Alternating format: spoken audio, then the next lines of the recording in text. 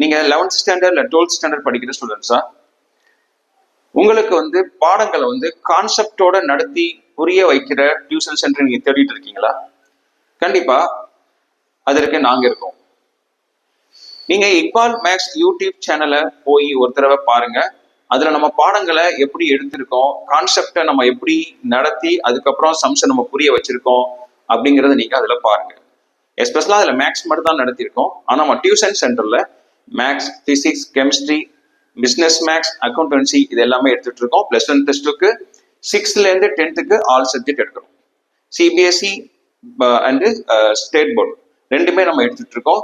உங்களுக்கு நம்மளை பத்தியான புரிதல் வேணும்னா நீங்க இக்பால் மேக்ஸ் அந்த யூடியூப் சேனலையும் பாருங்க. அதுக்கப்புறம் எய்ம் பிளஸ் அகாடமின்னு சொல்லிட்டு இன்னொரு யூடியூப் சேனல் இருக்கு, அது சிபிஎஸ்சிக்காக வச்சிருக்கோம். நீங்க அதையும் பாருங்க. பார்த்துட்டு நீங்க ஒரு முடிவெடுங்க. கண்டிப்பா உங்களுடைய சாய்ஸ் நம்மள தான் இருக்கும். நன்றி.